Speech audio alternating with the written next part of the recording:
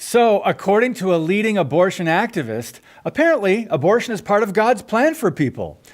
How exactly does taking innocent life fit into the plans of the only living God who created mankind, defined marriage, and told husbands and wives to be fruitful and have children?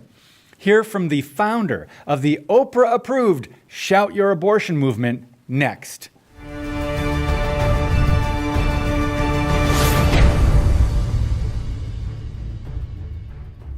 In a progressive brainwashing series called Kids Meet, Amelia Banau, founder of the radical Shout Your Abortion movement, did an episode with children called Kids Meet Someone Who's Had an Abortion. She actually tells children that having an abortion was like a crappy dentist appointment. Watch this. When you have an abortion, what exactly do you do to have the abortion? You go to the doctor and they put this little straw inside of your cervix and then inside of your uterus, and then they just suck the pregnancy out. And it was like a crappy dentist appointment or something. It was just like, this is like a body thing that's kind of uncomfortable. But then it was over and I felt really just grateful that I wasn't pregnant anymore. Wow. Notice she never mentions baby or admits being with child. It's much easier to tell yourself that you're removing a, quote, pregnancy rather than a living, developing human life. But maybe the most astounding thing she said about the brutal act of abortion was, I think it's all part of God's plan. Take a look at this. What do you think God thinks about abortion? I think it's all part of God's plan. So let me get this straight. God blesses you with a child, and you think his plan is for you to kill the baby.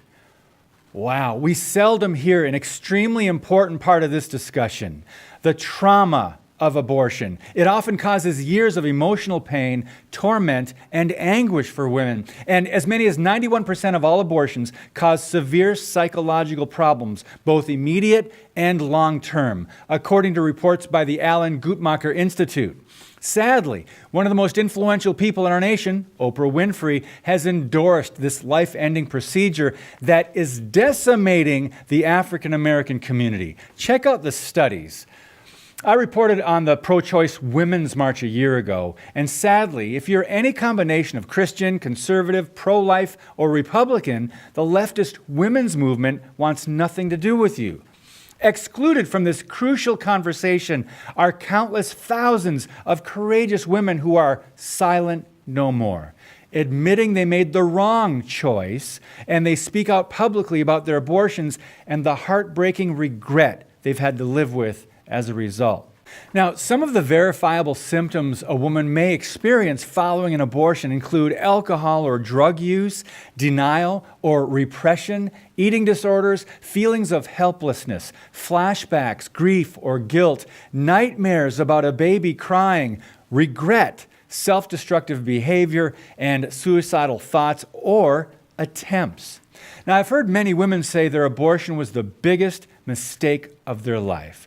For those who have since trusted in Jesus Christ to forgive their sins, many say they've received forgiveness, but the abortion is nearly impossible to forget.